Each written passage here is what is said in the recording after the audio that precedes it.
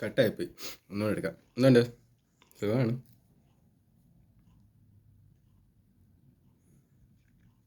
ഒരു സ്മോള് ആയിട്ട് കിടപ്പുണ്ട്. എടുക്കാണോ അവിടെ എങ്കിലും? ഒരു സ്മോൾ ആയിട്ട് കിടപ്പുണ്ട്. അപ്പം ഒരു സ്മോൾ അടിച്ചതിൻ്റെ ഗുണവതാരം ഒന്ന് കേട്ടാൽ മതി കേട്ടോ. ഞാൻ റെക്കോർഡ് ചെയ്ത് വെക്കാന്ന് കേട്ടോ. ഞാൻ എപ്പോഴായി റെക്കോർഡ് ചെയ്യാൻ തുടങ്ങിയെന്നറിയാം.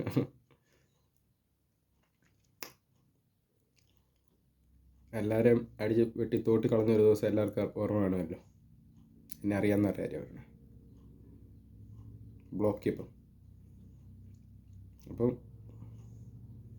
കുറേ നാൾ എത്രയാണെന്ന് എനിക്കറിയത്തില്ല. മനസ്സിൽ കിടന്ന സാധനങ്ങൾ അങ്ങ് പുഴുങ്ങല്ലേ.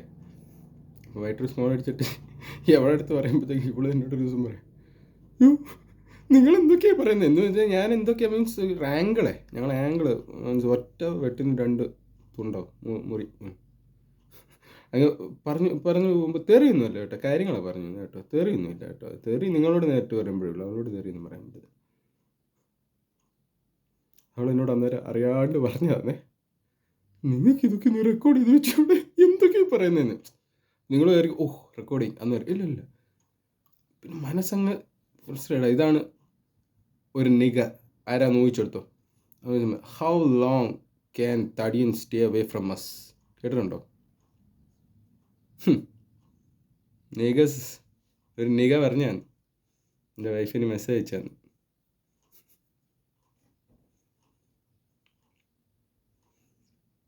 ഇവർക്ക് എല്ലാവർക്കും എന്നെ ഇപ്പം നന്നായിട്ട് അറിയാം. ഞാൻ നിങ്ങളോട് എന്തൊരു ദ്രോഹം ചെയ്തേടേ, ഞാൻ പൊളിക്കോളാം. കുഴി പോയാലും ഞാൻ പൊളിക്കണം. ഗൾഫിലായപ്പം കുഴിയിലായിരുന്നപ്പോഴും ഞാൻ എന്ത് ചെയ്യാനാ?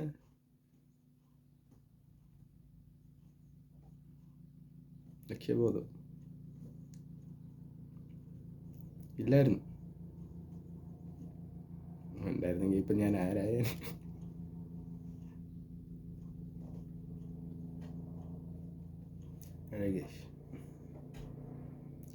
അപ്പം അങ്ങനെയാണ് റെക്കോർഡിങ് ഞാൻ സ്റ്റാർട്ട് ചെയ്തത്. അപ്പോൾ ഒരു ദിവസം ഞാൻ അങ്ങ് ചെയ്ത് കഴിഞ്ഞപ്പോൾ എന്തൊക്കെയാണ് പറയുന്നത്, ഇപ്പം ഞാൻ എന്താ പറയുന്നത് എല്ലാം അറിയാം. അപ്പം ഞാൻ റെക്കോർഡ് ചെയ്തത് ഞാൻ കണ്ടു നോക്കിയപ്പോൾ അടുത്ത ദിവസം ഇരിക്കും, നല്ല പരിപാടിയാതല്ല. മനസ്സിലെ കല്ലെല്ലാം ഇറക്കി വെച്ചേക്കെന്ന് പറഞ്ഞു. പേ ബാക്ക് ടൈം എന്ന് പറയും. ഞാൻ പറഞ്ഞതാ പേ ബാക്ക്. ഇങ്ങോട്ട് തന്നതിനെല്ലാം തിരിച്ച് പലിശയില കൂട്ട് പലിശ സഹിതം തിരിച്ചു വന്നിരിക്കും. ചുമ്മാ ഇവിടെ പറഞ്ഞു വെക്കാനാണ്. ഫോണിൽ ഭയങ്കര എനർജിയാണെന്ന് എനിക്കറിയാം. ഭയങ്കര കഴിവാണ്, ഭയങ്കര ഗട്ട്സാണ്. മനസ്സിലായില്ലേ? നേരിട്ട് അഡ്രസ്സൊക്കെ അറിയാമല്ലോ.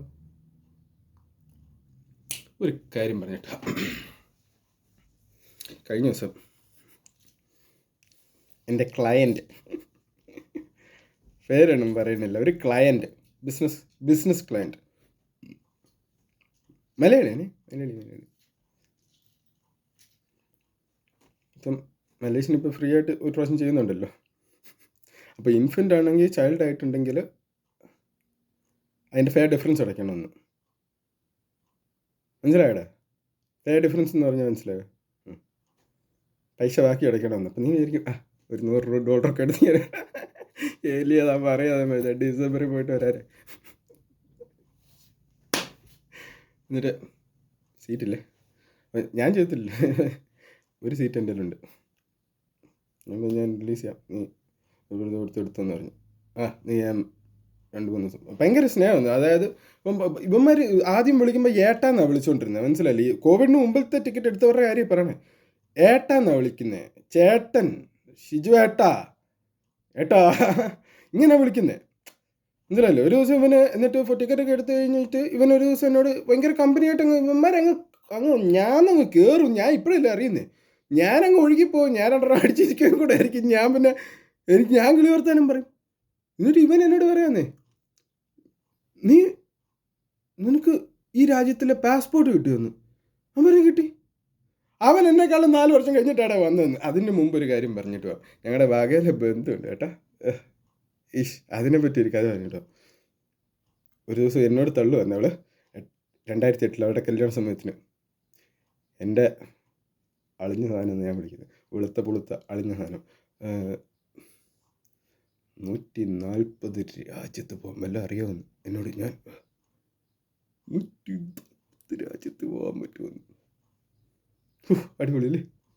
ഇത്ര രാജ്യത്ത് നീ പോയി. എന്നിട്ട് തെള്ളുവാന്ന് നമ്മളെ അങ്ങ് ടോപ്പ് ജി ആന്ന് കാണിക്കാന്ന്. നമ്മളിത് കേൾക്കാൻ മീൻസ് നമ്മൾ 2008 അന്ന് ഗൾഫിൽ പോയിട്ട് പോലുമില്ല.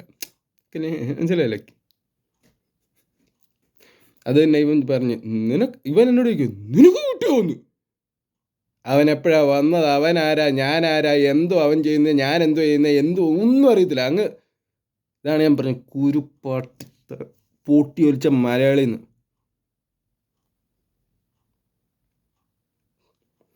ഇങ്ങോട്ട് തന്നാൽ തിരിച്ചു കൊടുക്കണമെന്ന് ഞാൻ പറഞ്ഞിട്ടില്ലേ? അപ്പം ഞാൻ കൊടുക്കേണ്ട രീതിയിലാണ് കൊടുക്കണം. ഈ ടിക്കറ്റ് ഒരു കൊച്ചിൻ്റെ ചേഞ്ച് ചെയ്യണമല്ലോ. ഞാൻ പറഞ്ഞു അത് ഞാൻ വൗച്ചറാക്കി $100 എടുത്ത ടിക്കറ്റ് $2000, $1900 നീ അടയ്ക്കണമെന്ന്. അവസാനം കോണോ എനിക്കല്ലല്ലോടാ മയൂരിയുടെ അടയ്ക്കത്തേത്. ഇവർക്ക് പണി കൊടുക്കുന്നു.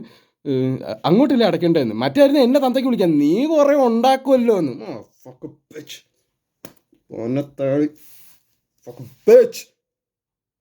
കേട്ടു ഞാൻ. എന്നിട്ട് കേക്ക്. എന്നിട്ട് ഇവന് അവസാനം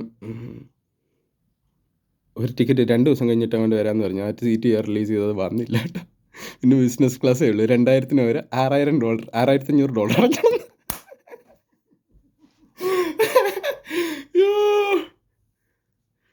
എനിക്ക് വേണേൽ ആ സീറ്റ് ഇഷ്യമായിരുന്നു കേട്ടോ. എൻ്റെ പൊട്ടിയും മനസ്സിലായോ വെച്ച്. അതിനല്ല എനിക്ക് ചെയ്യാൻ പറ്റത്തില്ല. എനിക്ക് സീറ്റ് റിലീസ് ചെയ്യുന്നതിന് എനിക്ക് വേണേൽ ആ ടിക്കറ്റ് ഇഷ്യൂ ചെയ്യായിരുന്നു.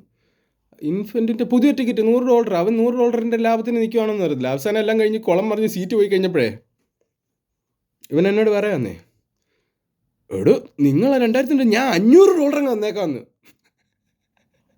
പിന്നെ സീറ്റില്ല, പെട്ട്. അപ്പോൾ ഇവനിപ്പോൾ അവൻ്റെ ഫാദറിന് എന്തോ പണി കിട്ടി. അവൻ നാട്ടിൽ പോന്നേ. നാട്ടിൽ പോകണം പെട്ടെന്ന്. ഒറ്റ പ്രാവശ്യം ഡേറ്റ് മാറ്റാൻ പറ്റത്തുള്ളൂ കേട്ടോ. പിന്നെ മാറ്റാൻ പറ്റില്ല.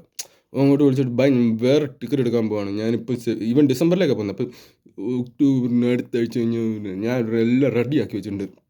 $6500 എല്ലാം കൂടെ കിട്ടും. പിന്നെ ആ ടിക്കറ്റ് എടുക്കുന്നത് നല്ല ഇതാകുമ്പോൾ ഡേറ്റും കിട്ടും, റിട്ടേണും കിട്ടും, എല്ലാം കിട്ടും. മറ്റേത് 1 May മാത്രമേ ഉള്ളൂ. റിട്ടേൺ ഇവർക്ക് വേണ്ട. ഇവർക്ക് മാർച്ചിലങ്ങാണ്ട് വന്നാൽ മതി. ജനുവരിക്ക് അത് ട്രാവൽ കംപ്ലീറ്റ് ചെയ്യണം. അങ്ങനത്തെ അങ്ങോട്ട് മാത്രം ഫ്രീ. അപ്പോൾ ഇവൻ്റെ റിട്ടേൺ ടിക്കറ്റ് ഉണ്ട്. ഞാൻ അങ്ങോട്ട് ഇവരോട് പോയിട്ട് ഞാൻ റിട്ടേൺ മാത്രം ഇങ്ങോട്ട് വരട്ടെ എന്ന്. മനസ്സിലായോ? ബസ്സിനൊക്കെ ടിക്കറ്റ് എടുക്കുന്ന പോലെ ഫ്ലൈറ്റിൻ്റെ. പറ്റത്തില്ലെന്ന എൻ്റെ ഒരു ധാരണ. ഇപ്പം മറന്നുപോയി. പണ്ടത്തെ ധാരണയാണ് പറ്റത്തില്ല. നീ പോയില്ലെങ്കിൽ ആ ടിക്കറ്റ് നോഷോ ആവും. മനസ്സിലായോ? അവൻ ബസ്സിൻ്റെ ടിക്കറ്റ് എടുക്കുന്ന മോഡിൽ എന്നോട് മലയാളത്തിൽ കയറി അങ്ങ് ആ ടിക്കറ്റ് ഞാൻ പറഞ്ഞു പറ്റത്തില്ല. അതെങ്ങനെ അത് ഞാനപ്പോൾ പൈസ പോയത് പോട്ടുന്നു. 6000 പൊട്ടുന്നു, 6500. അതായത് മറ്റടുത്ത് എന്തായാലും പോവും, അത് പോട്ടുന്നു. അപ്പോൾ എക്സ്ട്രാ ഇവൻ്റെ ടിക്കറ്റ് കൂടെ എടുക്കണേ, വേറെ 2000 കൂടെ കൊടുക്കുക. അത് പോകണ്ട, കാരണം ഇവനറിയാം. ഞാൻ പറയാം അതൊക്കെ. കയറി അങ്ങ് റേസേ. ഞാൻ പറയും ശരി ചെയ്തോ. ടിക്കറ്റ് മലേഷ്യനാണ് ഫ്രീ ആയിട്ട് ചെയ്തത്. കൺട്രോൾ മലേഷ്യൻ്റെ അല്ലേ ഇനിയും തൊട്ട് ആ ടിക്കറ്റിൻ്റെ. അവരെ വിളിക്ക്, 1 മണിക്കൂർ ഹോൾഡ് ചെയ്യിക്ക്, എന്നിട്ട് അവരോട് ഒന്ന് സംസാരിക്ക്, ചെയ്തോ. ഈ കിളന്ന് വന്ന സാധനം ഉണ്ടല്ലോ, പൂച്ച പട്ടി വാല് ആക്കുന്നൊക്കെ പറയുമ്പോൾ നിങ്ങൾ പറയുന്നതല്ല ഞാൻ പറഞ്ഞു. പട്ടി ഇങ്ങനെ I don't give a fuck mood bro. എന്നിട്ട് കുരു പൊട്ടി വലിച്ച മലയാളിയുടെ ഇവനെ ഇടയ്ക്ക് തന്നെ ഒന്ന് വിളിച്ചപ്പോൾ ഇത് ടിക്കറ്റിന് എടുക്കുന്നതിന് മുമ്പ് ഇവനങ്ങ് കമ്പനിയായിട്ട് സംസാരിക്കാം. നമ്മളങ്ങ് ഫ്രണ്ട്സ് അല്ലേ എന്ന്, വീട്ടിലേക്കൊക്കെ വരണേ, നമുക്ക് ഫാമിലി ഫ്രണ്ട്സ് ആവുമെന്ന് ആ മോഡിലാണ് ഇവൻ സംസാരിക്കുന്നത്. മനസ്സിലായി? എടാ ഞാൻ ലെജിറ്റാടാ, ഞാൻ ചാവുകോളം ഒരു കാര്യം തീരുമാനിച്ചു. That's just for my kids and my wife. That's it. ബോം. മൂന്നാമത് ഒരാളില്ല. എന്നെ സഹായിച്ച ഒരുത്തനുണ്ടേ പറടാ, സാൻഡ് ഒഴിച്ച്. ബാക്കി എല്ലാം ഏതെങ്കിലും ഒരുത്തനുണ്ടേ പറടാ, കൈ വെക്കടാ. 2000 കൂടെ പോകും പോട്ടെന്ന്. എൻ്റെ കയ്യിൽ നിന്ന് എത്ര പൈസ പോകുന്നത് ആര് ആര് കാണും? ഇതാണ് ഞാൻ ഫക്ക് മണി എന്ന് പറയുന്നത്. നിനക്ക് അഹങ്കാരം. I don't give A fuck. I don't care what you think. ഞാൻ തേറി പറഞ്ഞുകൊണ്ട് അങ്ങ് പോടി. ഇതൊക്കെ ഓർക്കുമ്പം എന്നിട്ട് ശരി എന്നാ എന്നും പറഞ്ഞ് ഫോൺ വെച്ചു. മനസ്സിലായോ? അത് കഴിയുമ്പോൾ അവൻ്റെ മൂഡ് എന്താണെന്ന് നിങ്ങൾക്ക് വല്ല മനസ്സിലായോ? You don't fuck with me fuckers. Okay, deal with it. Okay, deal with it എന്ന്. പോടാ, അതിൻ്റെ മാത്രമല്ല എത്ര ട്രാവലിംഗ് ഇത് വാട്സ് എ ഫക്ക് മണി. നിനക്ക് എൻ്റെ അടുത്ത് വരുമ്പോൾ ഒക്കെ നിന്നെ എനിക്ക് ഇന്ത്യയിൽ നിന്ന് പൈസ വേണ്ട ഫക്കേഴ്സ്.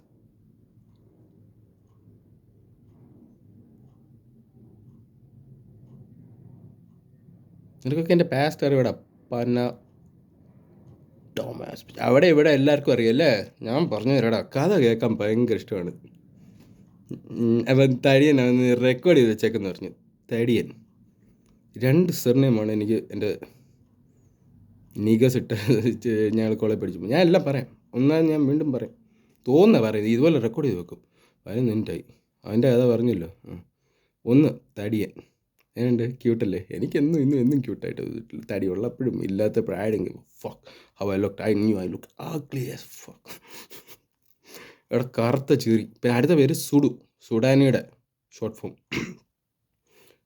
അത് ഹു കെയർസ്? അങ്ങനെയാടേ ഞങ്ങൾ അവരെല്ലാവരും വിളിച്ചോണ്ടിരുന്നത്. മനസ്സിലായില്ലേ? I don't care. എൻ്റെ പേരറിയത്തില്ല ആർക്കും. അല്ലാത്ത എൻ്റെ ഒറിജിനൽ എൻ്റെ തന്ത തള്ളയും കൂടെ ഇട്ട പേരറിയത്തില്ലെന്ന്. Shiji Jacob Thomas. നീ എന്നെ എല്ലാവരും ഈ സൂചി ഷാജി പി ഷിജു. ഞാൻ പീന്നേ ഇടത്തുള്ളൂ. ഷിജു പൊടിക്കുഞ്ഞ് എന്നാണ് എൻ്റെ പപ്പയുടെ പേര്.